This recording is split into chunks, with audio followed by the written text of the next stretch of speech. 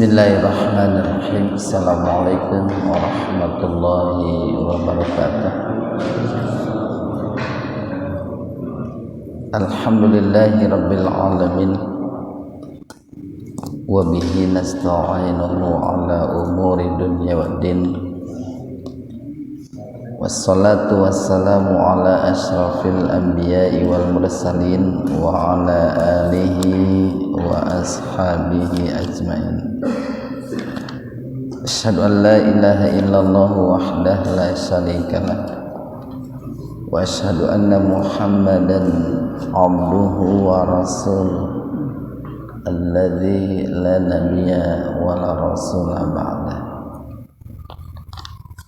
Hadirin ikhwatu iman jemaah kuliah subuh, mudah-mudahan senantiasa mendapatkan ridho dan ampunan Allah Subhanahu wa ta'ala. Pada kesempatan subuh ini kita masih mengkaji surat Al-Fatihah ayat yang kelima, yaitu iyyaka na'budu wa iyyaka nasta'in. Yang kemarin sudah kita sampaikan 23 poin ya. 23 poin bagaimana untuk mencapai hakikat iyyaka na'budu wa iyyaka nasta'in. Bagaimana supaya ketika kita membaca iyyaka na'budu wa iyyaka nasta'in itu betul-betul dijiwai ya, betul-betul memiliki bobot ya, betul-betul memiliki nilai, sehingga bacaan kita tentang surat Al-Fatihah itu yang sering dikatakan sebagai umul kitab ya, induknya Al-Quran, itu betul-betul bacaan yang sangat luar biasa. Nah, kemarin kita sampaikan bahwa perlu ada yang namanya al-ilmu gitu ya. Ilmu termasuk ini ilmu tentang Al-Fatihah itu sendiri. Bahkan ilmunya pun tidak hanya sebatas ilmu yakin, tidak sebatas ilmu yakin, tapi perlu menjadi ainul yakin, bahkan perlu menjadi hakul yakin. Sebab nanti begini, orang yang berkata, yang beramal berdasarkan ilmu itu kualitasnya akan berbeda dengan orang yang berkata dan beramal hanya sebatas mengikuti kebanyakan orang. Kalau istilah bahasa Sunda mah hanya sebatas tuturut munding lah. Itu akan beda itu. Jadi ilmu kemudian al-yakin itu, keyakinan. Semakin bagus ilmunya, keyakinannya semakin kuat. Lihat saja seperti para nabi lah, katakanlah Nabi Ibrahim alaihissalam. Itu dikarenakan ilmu tentang Allahnya luar biasa, keyakinannya terhadap Allah pun sangat luar biasa. Sehingga ketika mendapatkan berbagai macam ujian, beliau tetap tegar. Itu karena ilmu itu, Pak. Nah, kemudian nanti dari al-yakin itu akan melahirkan yang namanya al-iradah, ya, keinginan. Bahkan sebelumnya akan melahirkan al-himmah, cita-cita. Dari cita-cita itu nanti akan melahirkan al-iradah, keinginan, kehendak. Yang keinginan itu kan harus sering dipupuk, harus sering diberikan motivasi. Kenapa harus diberikan motivasi? Agar nanti di dalam dirinya itu memiliki penggerak, memiliki mesin penggerak yang sangat kuat gitu. Kemudian nanti dari al-iradah itu akan muncul yang namanya niat,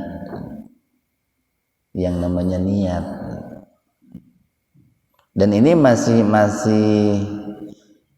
masih berada dalam ranah hati, Pak.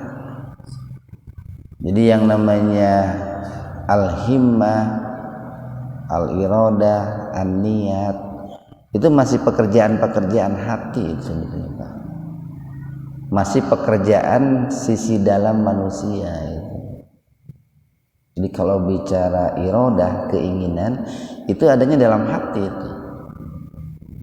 Kalau bicara al-himmah, cita-cita itu adanya dalam hati. Kalau bicara niat itu adanya dalam hati. Nah, nanti baru dari apa yang ada dalam hati itu nanti akan keluar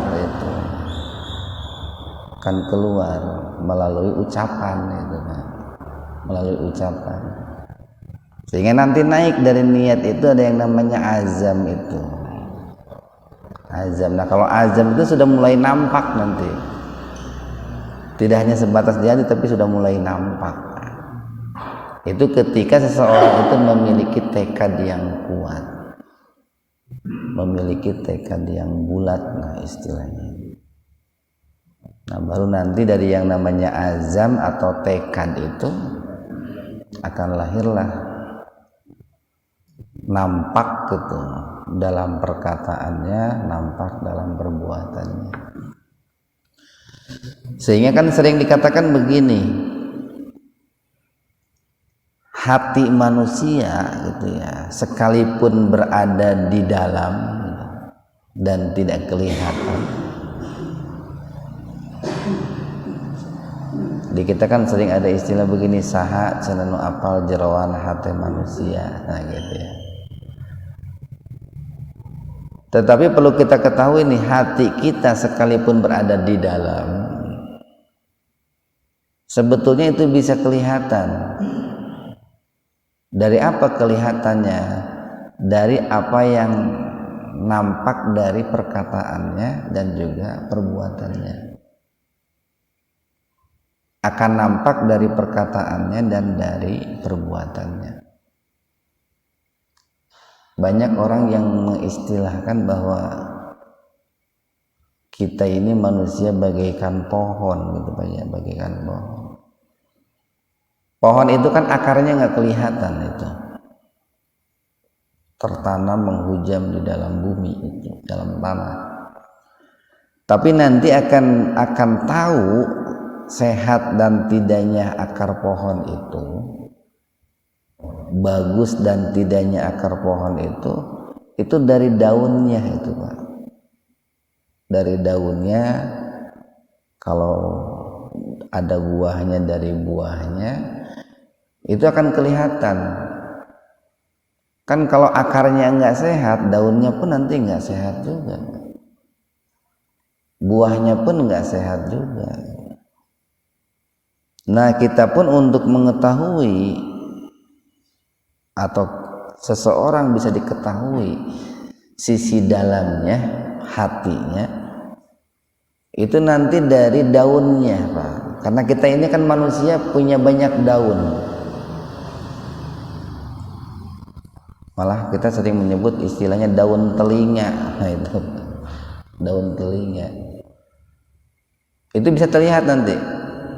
Hati kita itu bisa terlihat dari ucapan kita, bisa terlihat dari perkataan kita, bisa terlihat dari pendengaran kita, bisa terlihat dari mata kita itu.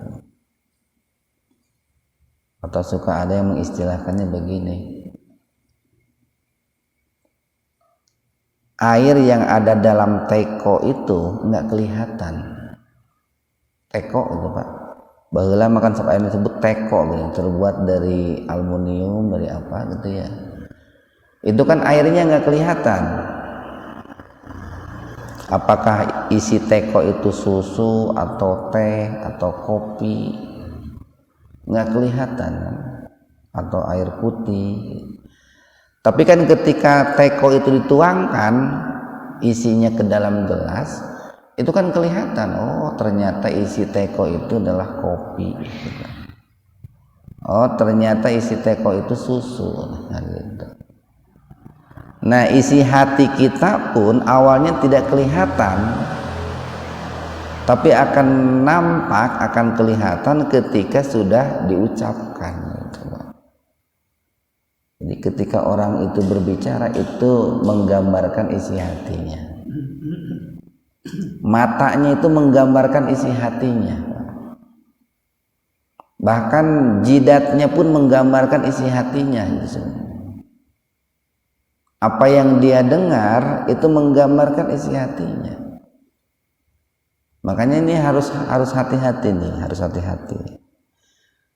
Kalau orang-orang yang cerdas, sedikit besarnya akan mengetahui isi hati kita itu. Orang yang cerdas itu, atau kalau dalam dunia pendidikan sering disebut orang-orang yang punya ilmu psikologi.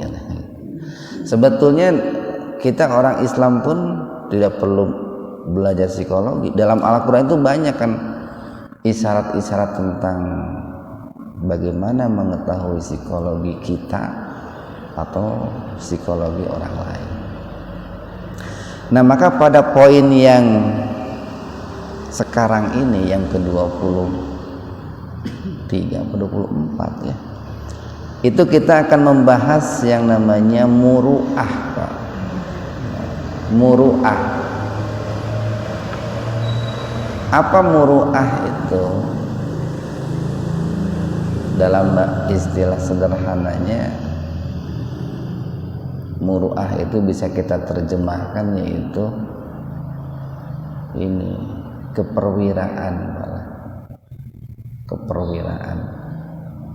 Dan ini merupakan sifat yang baik, Pak, merupakan akhlak yang baik. Artinya bahwa kita sebagai seorang mukmin itu, Pak, itu harus berusaha untuk menanamkan diri kita itu sifat muru'ah. Bahkan ketika kita membaca iyyaka na'budu wa iyyaka nasta'in itu sambil dibarengi dalam hati, dalam hati itu memohon kepada Allah agar Allah itu mengkaruniakan sifat muru'ah. Dan sifat muru'ah ini adalah salah satu sifat yang membedakan manusia dengan binatang. Bahkan yang membedakan manusia dengan syaitan itu. Jadi pembeda antara kita manusia dengan binatang, pembeda kita manusia dengan syaitan itu adalah sifat muru'ah itu, sifat keperwiraan itu. Nih Pak Yanto nih yang pernah berkecimpung di dunia militer itu tahu bagaimana sifat-sifat seorang perwira itu. Ikhwanu fiddin arsadakumullah. Nah, di dalam diri kita ini nih, dalam diri kita itu kan banyak penyeru, Pak, banyak penyeru. Pertama ada penyeru yang menyeru diri kita itu kepada sifat-sifat syaitan, Pak. Banyak penyeru dalam diri kita itu untuk mengikuti sifat-sifat syaitan. Umpamanya kan ada yang namanya sifat iri itu, Pak. ada yang namanya sifat dengki, ada yang namanya sifat dendam, ada yang namanya sifat hasud, ada yang namanya sifat sombong, ada yang namanya sifat sifat besar kepala gitu. Banyaklah Pak seruan-seruan untuk mengikuti sifat-sifat setan itu. Yang kedua ada dalam diri kita itu yang menyeru kepada sifat-sifat hayawan, kepada sifat-sifat binatang. Bagaimana sifat binatang itu?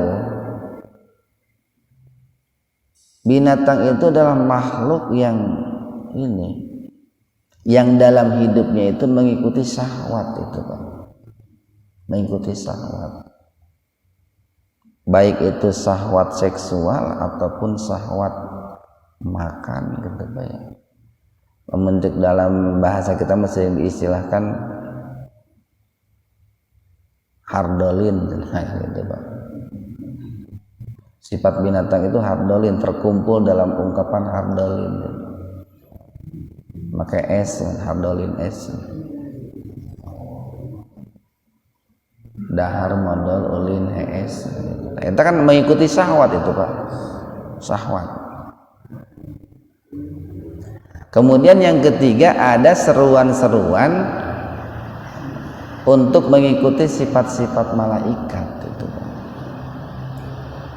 Ada seruan untuk mengikuti sifat-sifat malaikat seperti sifat ketaatan gitu, sifat melakukan kebajikan, sifat rahmat gitu, mencintai, menyayangi gitu, tunduk, patuh, tidak pernah bermaksiat. Nah itu tiga penyeru yang ada dalam diri kita masing-masing manusia. Semuanya pun punya itu. Semuanya pun punya. Bukan hanya orang biasa, ulama kiai pun ada tiga penyeru itu. Nah, nanti dalam menyikapi tiga penyeru itu, tiap orang kan berbeda-beda. Tiap orang berbeda-beda. Ada orang yang lebih menyeru, lebih mengikuti seruan-seruan setan, sehingga tertanam dalam dirinya itu sifat-sifat setan, memiliki kepribadian yang buruk lah. Tapi ada juga manusia yang lebih mengikuti seruan-seruan untuk mengikuti sifat-sifat malaikat. Ada juga manusia-manusia yang lebih mengikuti seruan untuk mengikuti sifat-sifat binatang.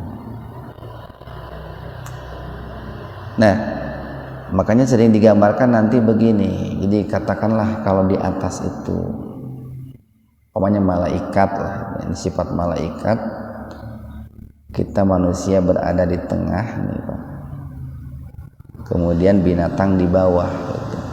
Malaikat, manusia, binatang. Nah, ketika kita manusia itu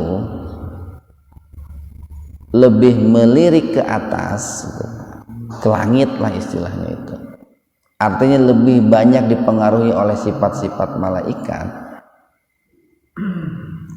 maka manusia itu akan naik derajatnya itu Pak.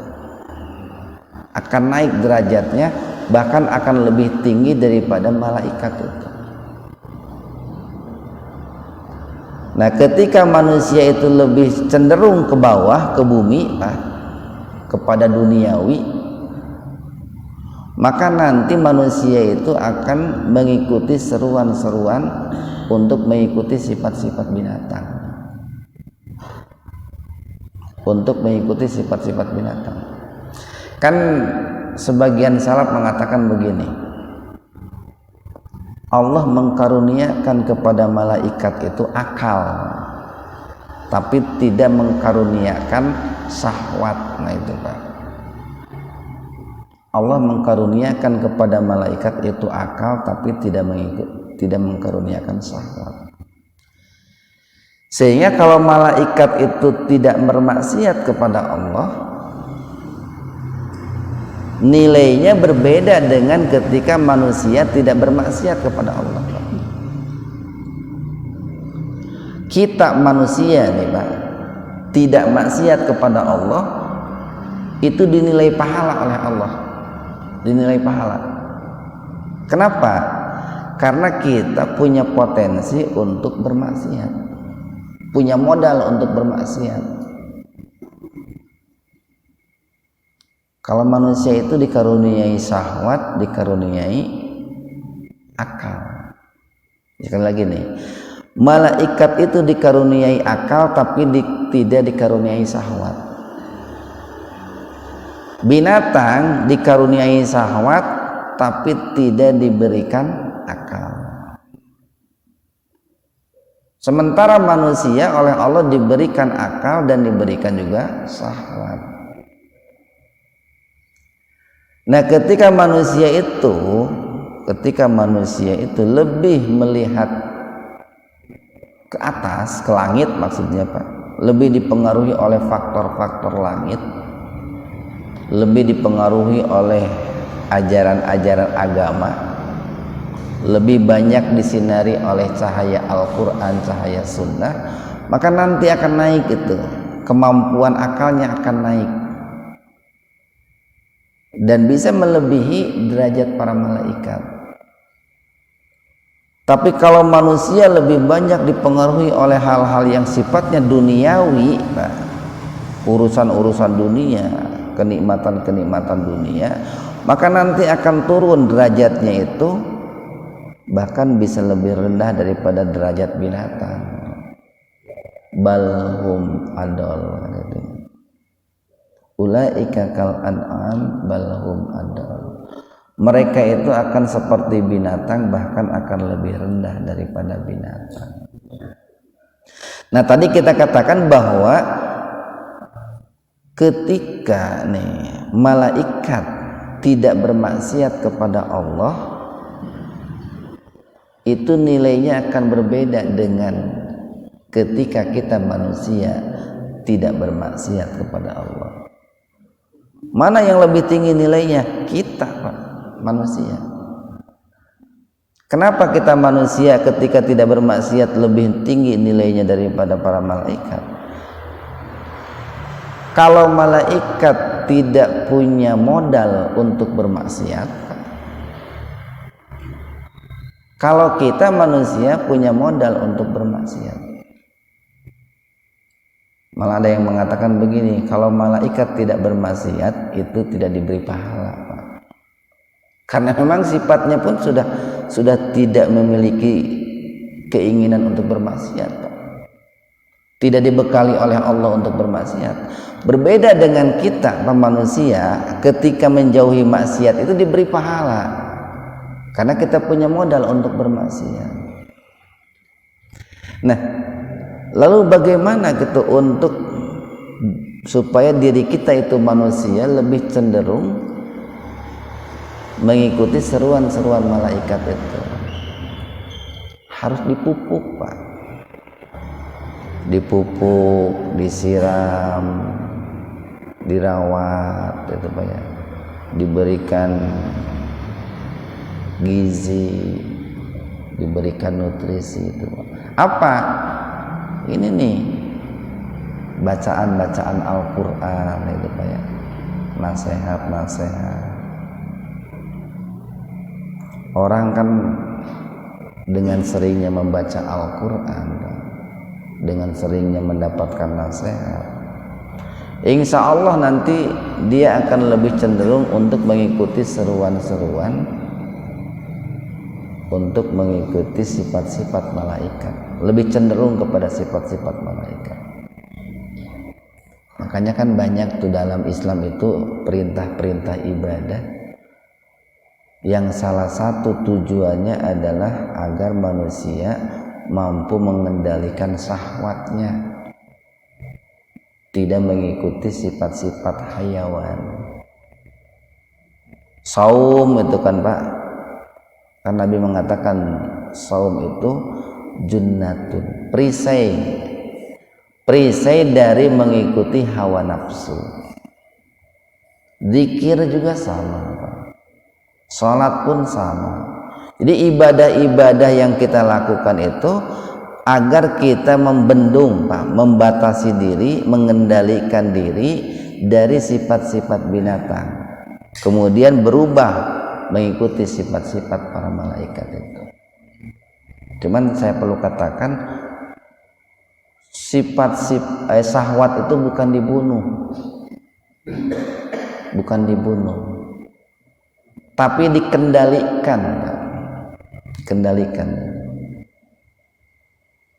Kenapa? Karena kan itu karunia dari Allah itu Pak. Kita memiliki syahwat itu karunia dari Allah. Tetapi syahwat itu perlu dibina, perlu dididik, perlu diarahkan, perlu dikendalikan. Dan kalau hidup nggak punya syahwat mah nggak bakalan nikmat, Pak. Nggak bakalan nikmat. Coba saja kita makan gitu ya, enak gitu Pak ya,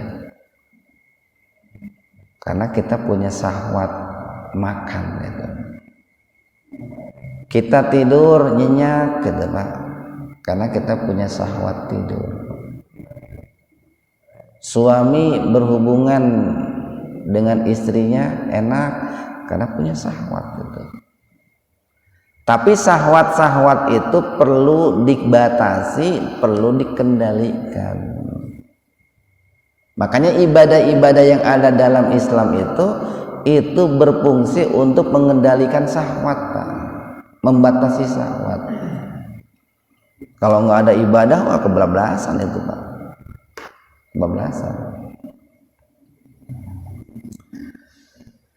Nah, tetapi sekalipun kita itu dianjurkan untuk mengikuti seruan, mengikuti sifat-sifat malaikat, Allah itu enggak menghendaki kita jadi malaikat dan enggak menghendaki kita juga jadi manusia, jadi binatang, Pak. Nah, ini ya catatannya. Jadi Allah itu tidak menginginkan kita jadi binatang dan tidak menginginkan kita jadi malaikat. Makanya dalam Islam itu kalau orang itu enggak mau menikah, tidak bagus itu, Pak. Tidak bagus. Saya macam mual kawin dan kami seperti malaikat, lain halus begitu mah. Saya macam mual iya cenah puasa we mual poe, mual dahar. Enggak bagus juga, Pak. Jadi Allah itu menginginkan kita menjadi manusia, tidak menginginkan jadi malaikat dan tidak menginginkan jadi binatang. Makanya sering kita sampaikan itu, kita sebagai manusia itu harus tahu betul apa itu manusia itu, Pak. Saya sering nanya itu ke mahasiswa itu, rata-rata kan usianya kisaran 20 sampai 23 atau 25 tahun. Saya sering nanya begini, Anda ini manusia atau bukan? Banyak yang kaget, kenapa Ustaz katanya nanyanya manusia atau bukan? Saya bilang ya nanya aja, ingin tahu. Ya manusia atau. Lalu saya tanya, apa definisi manusia? Itu rata-rata nggak bisa jawab itu ketika ditanya apa definisi manusia. Lalu saya bilang, kalau begitu Anda selama 25 tahun mengaku manusia, nggak tahu apa itu manusia. Kan kawasi kabayan gitu ya. mengaku manusia tetapi ditanya apa itu manusia tidak tahu itu. Padahal nih Pak, pengertian tentang manusia itu sesuatu yang harus pertama kali kita ketahui untuk menjadi orang yang baik, untuk menjadi orang yang benar itu. Tahu dulu apa itu manusia. Kan dalam hadis dikatakan begini, man arafa nafsahu arafa rabbahu. Barang siapa yang mengenal dirinya, mengetahui dirinya, maka dia akan mengetahui siapa Tuhannya itu.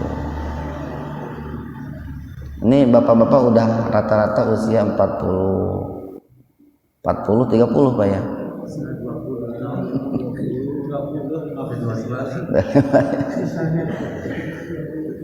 Itu paling tidak kita harus tahu apa definisi manusia itu. Sulit dan mendefinisikannya.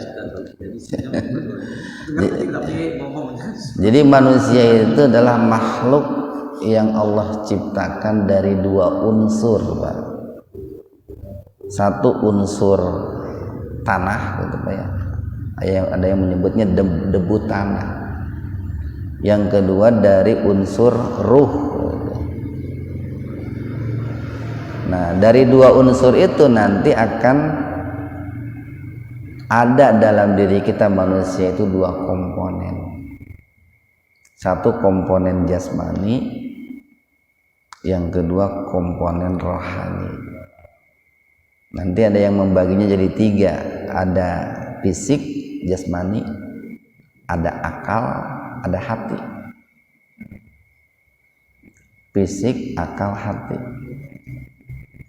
Nah, ketika manusia itu lebih memperhatikan tuntutan jasmaninya, maka jadilah dia itu manusia yang memiliki sifat-sifat binatang, Pak.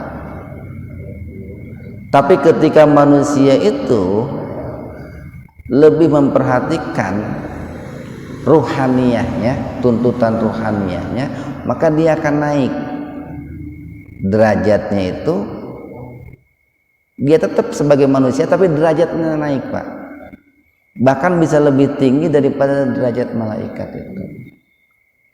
Nah, tiga komponen itu atau jasmani dan rohani manusia itu semuanya perlu diberikan makanan, Pak.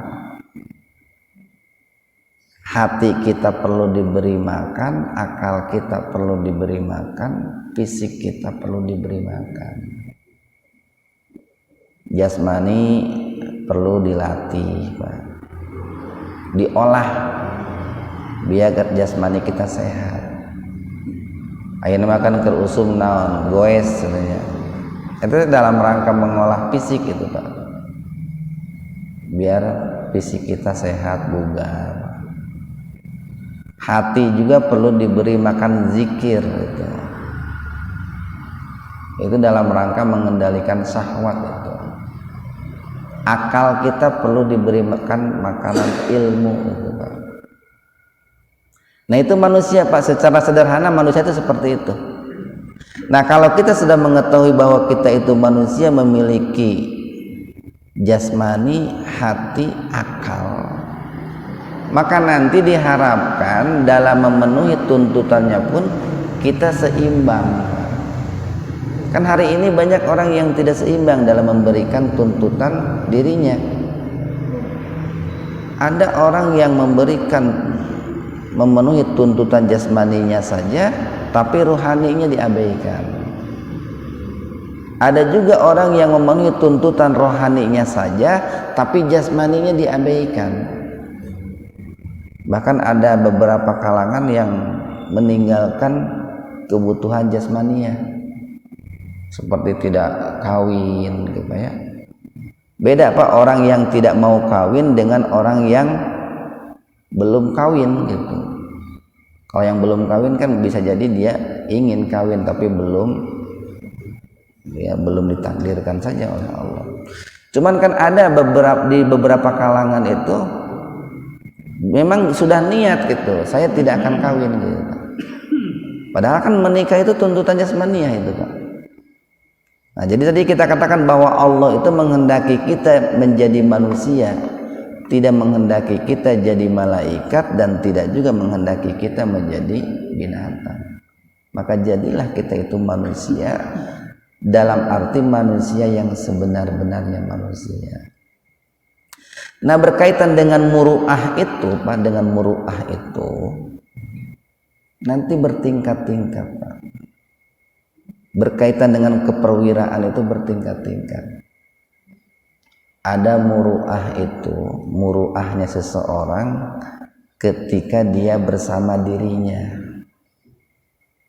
Kita kan kadang dalam hidup ini suka menyendiri Pak. Mungkin diantara kita beda-beda nih cara menyendirinya itu. Ada yang mungkin menyendirinya di gunung gitu Pak. Ada yang menyendirinya barangkali di kamar gitu. Ada yang menyendirinya di masjid, di manalah gitu Pak. Beda-beda. Nah, maka nanti ketika menyendiri itu, itu perlu ditanamkan sifat muru'ah gitu Pak, keperwiraan.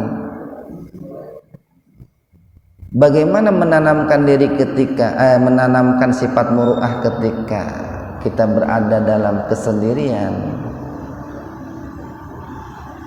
Kita harus tetap menjaga diri kita dari hal-hal yang bisa menghinakan diri kita.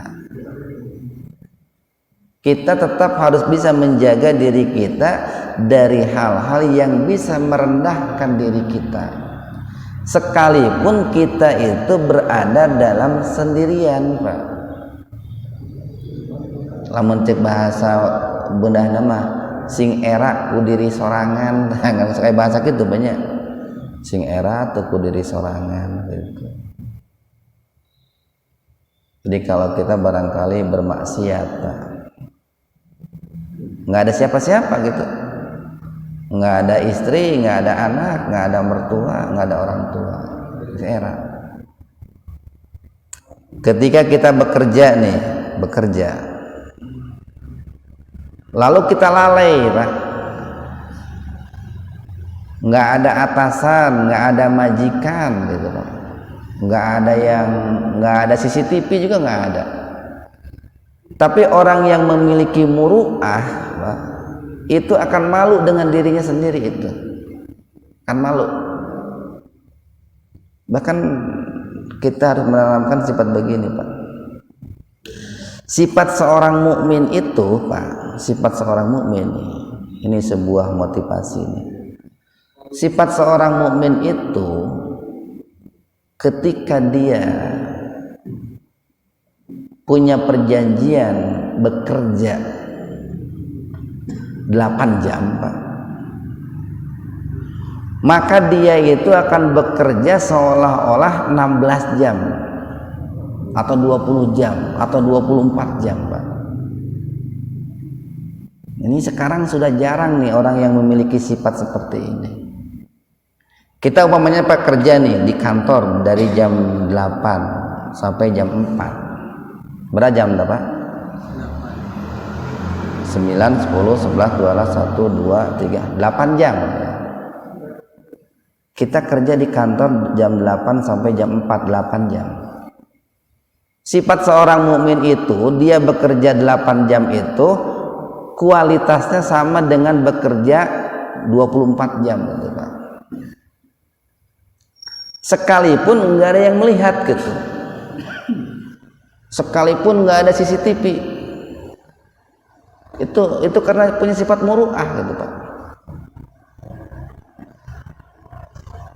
Berbeda Pak dengan orang yang kualitas keimanannya tidak bagus. Sudah perjanjian di awal, saya pekerjakan di kantor saya dalam seminggu 6 hari, dalam sehari 8 jam. Kualitas kerjanya itu malah seperti orang yang kerja 4 jam gitu Pak. Perjanjiannya 8 jam tapi kerjanya seperti orang yang kerja 4 jam gitu.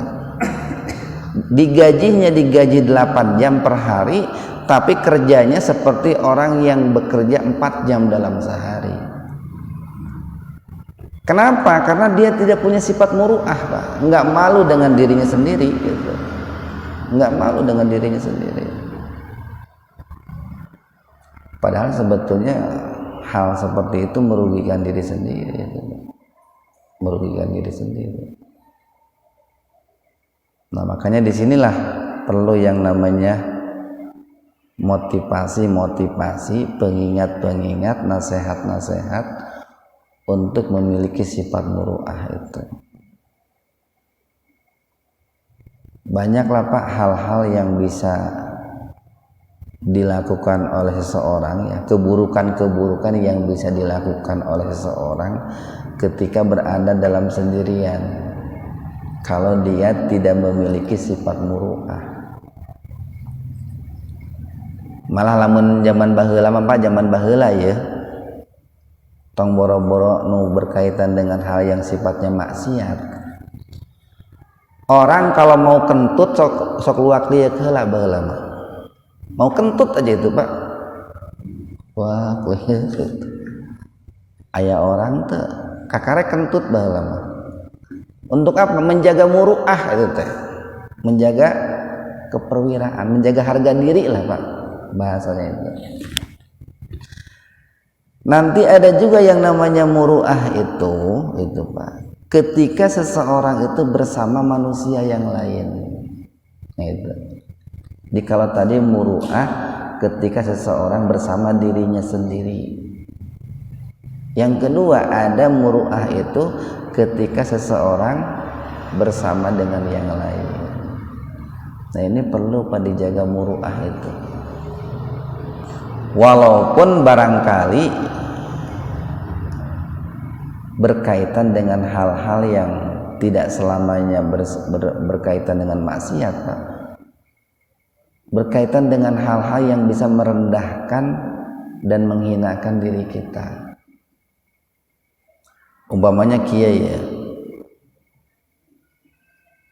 kita berjalan nih Pak, berjalan gitu ya, sambil teu di baju gitu. Sok sanajan ayeuna kita laki-laki nih Pak, kan aurat laki-laki teh dari mulai lutut sampai pusar kan. Walaupun aurat kita itu di situ Pak, tetapi kalau orang itu punya muru'ah, dia tidak mungkin berjalan keluar dari rumah tidak memakai baju gitu Pak. Pakai celana unggul, nutupan auratna unggul. Kalau urat di baju gitu. Itu sebetulnya itu menjatuhkan muru'ah. Lamun ayeuna Pak Ian gitunya ketua DKM Muhajirin gitu. Atau Ustadz Pitoyo gitunya. Jual teu make baju we leumpang ka Muhajirin ke dia. Dengan alasan ada eta mah lain aurat cenah. Memang betul lain aurat dan tidak berdosa juga. Tapi muruahnya akan jatuh cenah. Cenah ustad cenah lelumpangan teu di baju. Nah gitu Pak. Atau ayeuna lah jalan nih dari rumah ke masjid. Janari kan kersepi katanya. Eta dihajakeun hitut teh ditarikeun gitu. Udah batu deui keur sarare ieu cenah padahal barangkali kan di rumah sudah ada yang bangun. Ditongali Papi Toyo cenah. Eta teh menjatuhkan eta teh. Menjatuhkan muru'ah eta teh. Menjatuhkan diri sendiri, menghinakan diri sendiri. Malah kalau zaman dulu kalau orang mau naon teh terab teh naon Pak. Nah sendawa Pak. Ketika kita lagi banyak orang nih Pak, banyak orang, malah ketika lagi makan gitu, lalu kita bersendawa, itu menjatuhkan muru'ah itu teh, menghinakan diri kita, menjatuhkan diri kita gitu Pak, seperti itu. Makanya kalau orang dulu kalau sendawa itu minta maaf gitu, maaf aduh cenah, iya lagi enggak enak badan, lagi masuk angin, begitu orang dulu. Ayeuna kan suka diajak kan. Makanya pernah tuh anak saya itu bilang, Bapak kata ibu guru, kentut itu sehat. Saya bilang betul, kentut itu sehat, tapi harus tahu tempat, gitu. Kurang sempurna bahasanya itu. Nah, anak-anak itu diberitahu kentut itu sehat. Itu bahasanya belum selesai itu mestinya. Kentut itu sehat tapi harus tahu tempat, kayak gitu Pak. Harus tahu di mana mestinya kentut. Itu dalam rangka menjaga muru'ah itu, menjaga harga diri. Apalagi kalau ada hal-hal yang di situ berbau maksiat. Ayeuna umpamanya seorang jamaah muhajirin teu pantes oge gitunya peuting-peuting aya di tempat karaokean gitu kan. Walaupun ada henteu urang mah teu maksiat, teu dugem, teu mabok gitu ya. Tapi lamun dipikir ekna naonan eta init ka tempat nu kararitu tuh. Seorang jamaah muhajirin cicing di tempat dugem gitu. Tempat oge kan.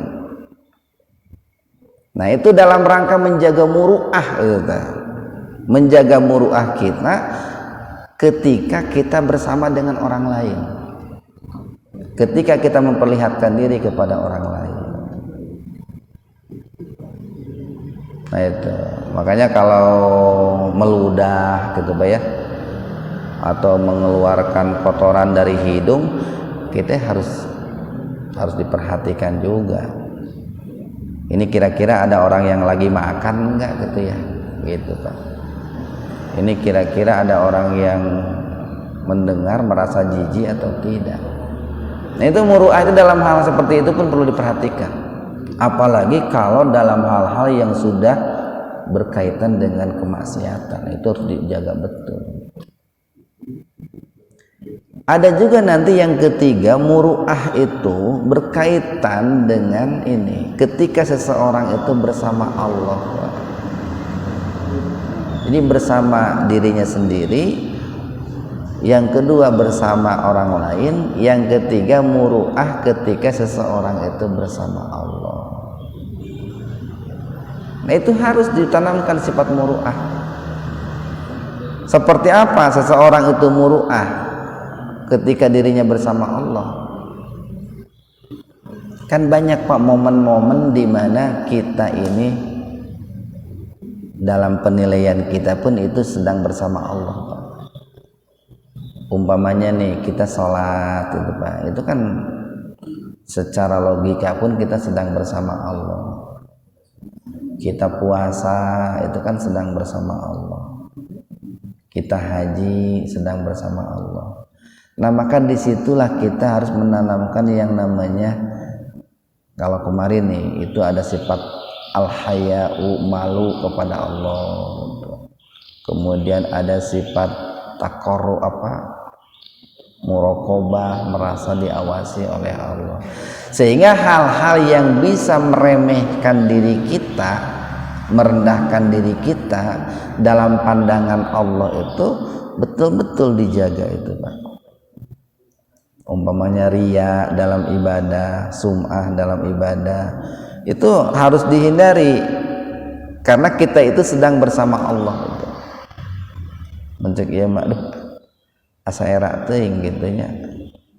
Sedang beribadah lalu kita itu riya gitu. Padahal kita ini sedang bersama Allah. Itu muru'ah Pak. Jadi kalau selama ini barangkali banyak yang memahami muru'ah itu hanya yang sifatnya hablum minan nas. Nah kita perluas lagi Pak. Jadi muru'ah itu berkaitan dengan ketika kita bersama diri kita Pak. Sesoranganan lah membahas sunnah. Yang kedua berkaitan dengan ketika kita bersama orang lain. Yang ketiga berkaitan dengan ketika kita bersama Allah. Itu perlu dijaga muru'ah agar kita menjadi orang yang perwira Pak. Nah seorang perwira itu seperti itu. Seorang perwira itu seperti itu. Nah nanti ada lagi di samping muru'ah itu adalah Futuwah itu. Futuwah itu jantan, Pak. Jantan. Atau ada yang mendefinisikan futuwah itu sama dengan saja'ah, berani itu, Pak. Kan Nabi mengatakan orang yang berani itu, seorang pemberani itu kan bukan seorang yang pandai bergulat, tapi seorang pemberani itu adalah seorang yang bisa memaafkan orang lain ketika orang lain itu menyakiti dirinya. Itu futuwah itu, Pak. Orang yang bisa memaafkan orang lain ketika orang lain itu menyakiti dirinya atau memperlakukan kurang baik terhadap dirinya. Tapi harus dibedakan nih. Banyak yang kurang bagus dalam memahami istilah futuwah itu. Futuwah itu diambil dari kata fata, Pak. Al-fata itu kan pemuda. Seorang pemuda itu adalah masa-masanya di mana dia itu memiliki keberanian yang sangat luar biasa. Itu kan dalam surat Al-Kahfi ada kata-kata innahum fityatun amanu fityahna. Innahum fityatun amanu bi rabbihim. Sesungguhnya mereka itu ashabul kahfi itu pemuda-pemuda yang beriman kepada Rabb mereka. Nah, itu dia kata fityah, futuwah. Nah, yang disebut dengan memaafkan, Pak, orang lain ketika berbuat salah kepada diri kita, itu harus dibedakan dengan memaafkan orang lain ketika berbuat salah terhadap agama kita. Bedakan, Pak, kesalahan orang terhadap diri kita dengan kesalahan orang terhadap agama kita. Bedain. Ini kan sering salah paham di masyarakat. Terlebih-lebih nih di bulan Maulud sekarang itu. Suka banyak share-share di grup itu tentang pribadi Rasulullah SAW yang kurang seimbang sebetulnya. Di situ kan digambarkan bahwa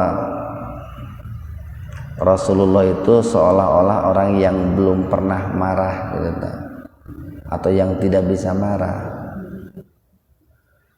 Sehingga dari tayangan-tayangan itu seperti ini ya, terkesan bahwa seperti itulah sifat seorang muslim itu.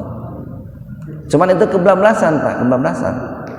Nah, padahal kalau kita melihat bagaimana futuwahnya Rasulullah itu, Pak, bagaimana jantannya Rasulullah itu, beliau itu akan memaafkan dan selalu memaafkan ketika orang lain itu menyakiti dirinya atau dalam hal-hal yang sifatnya duniawiyah. Itu beliau maafkan, Pak. Tetapi beliau itu tidak terima kalau orang itu menghina agamanya. Nah, itu. Nah, sekarang ini seolah-olah ada semacam pemahaman bahwa ketika ada orang yang menghina Islam itu harus dimaafkan terus gitu. Itu pemahaman futuwah yang keliru. Makanya sering di-share itu, ada di YouTube banyak itu. Bagaimana Rasulullah itu memaafkan umpamanya seorang perempuan buta gitu ya, yang selalu disuapi oleh Rasulullah gitu. Kemudian sambil mencaci maki, tapi Rasulullah tidak melawan dan tiap hari menyuapin. Itu yang sering di-share itu seperti itu. Memang betul itu, Pak, betul. Rasulullah itu setiap hari menyiapi perempuan Yahudi yang buta, yang sudah tua, disuapi dengan penuh kasih sayang gitu. Sekalipun dicaci, dimaki, Rasulullah nggak pernah melawan. Kenapa nggak pernah melawan? Ya, satu, karena sifat baiknya Rasulullah. Yang kedua kan yang dihina itu pribadi Rasulullah, Pak. Bukan agama Rasulullah yang dihina itu. Yang dicacinya itu pribadinya Rasulullah sebagai Muhammad lah gitu ya. Rasulullah itu kalau orang menghina dirinya dia terima. Menjek bahasa Sunda masalah jangan pahit ke diteleg lah gitu. Tapi Rasulullah tidak terima kalau orang itu menghina agamanya. Nah gitu Pak. Terlebih-lebih kan yang menghina itu perempuan, sudah tua, buta. Kalau Rasulullah melawan, habis Rasulullah itu Pak. Habis itu. Dicaci maki oleh masyarakat itu. Makanya Rasul-Rasul cina nyarekan kakolot cina awewe deui, buta deui. Sampai ayeuna Pak orang di jalan ya. Lagi pakai kendaraan. Suka ada kan yang namanya ibu-ibu itu sennya ke kiri, beloknya ke kanan itu Pak. Mungkin gitu ya. Lampu sennya ke kiri tapi beloknya malah ke kanan. Lalu karena kita itu dari belakang mau nyalip gitu Pak ya kan, melihat sen mau ke kiri, kita mendahului, kesenggol itu Pak. Yang marah kan biasanya ibu-ibu itu. Yang duluan marah itu. Nah, kalau kita melawan atau memarahi ibu-ibu itu, orang yang ngelihat itu tidak akan membela kita Pak, tapi membela ibu-ibu itu. Berencek nuliwat eta si bapak nyarekan ka ibu-ibu kawas teu boga indung wae gitu tah. Eta si bapak rajan wani ka ibu-ibu kan gitu Pak. Nah Rasulullah pun waktu dicaci dimaki oleh perempuan Yahudi yang buta itu, yang sudah tua itu, beliau tidak menjawab tadi karena yang dihina adalah pribadinya. Yang kedua, yang menghinanya pun kan perempuan, masa harus dilawan atau perempuan Pak. Nah jadi yang disebut dengan futuwah, orang yang jantan itu, nah, dia akan memaafkan ketika orang lain itu barangkali menyakiti dirinya. Itu pun dalam batas-batas yang wajar Pak ya, dalam batas-batas yang wajar, selama tidak melukai dirinya atau selama tidak merusak dirinya, tidak merusak hartanya. Tapi kan kalau sudah mengancam keselamatan diri ya harus melawan juga Pak. Diperintahkan kita dalam Islam itu untuk membela diri. Tetapi nih dalam diri kita itu harus ditanamkan sifat futuwah itu. Perbanyaklah kita itu bisa memaafkan kesalahan orang lain terhadap pribadi kita. Paling tidak belajar lah Pak. Paling tidak belajar. Atau paling tidak dengan memperbanyak kesalahan, memaafkan kesalahan orang lain itu, kita pun tidak berusaha untuk menyakiti orang lain. Nah ketika kita membaca iyyaka na'budu wa iyyaka nasta'in itu Pak, sifat muru'ah dan sifat futuwah itu harus dimohon kepada Allah Subhanahu wa taala dan harus mulai ditanamkan. Aya nama geuning pas saeutik di jalan teh meuni sareng teh. Aya orang geuningnya erek kasenggol, henteu kasenggol kakarek erek gitu. Molotot geuning, wah segala rupa gitu. Eta di jalan kan suasananya begitu tuh. Apa seperti ini ya orang Indonesia sekarang itu gitu. Henteu keuna mobilna teu keuna, awakna teu lecet Pak. Wah, tapi bahasa nu kaluar kan segala rupa tah. Nah seorang yang futuwah itu enggak seperti itu gitu. Seorang yang futuwah itu. Nah, mudah-mudahan ada hikmah dan manfaatnya untuk kita semua. Wabillahi taufiq wal hidayah. Assalamualaikum warahmatullahi wabarakatuh.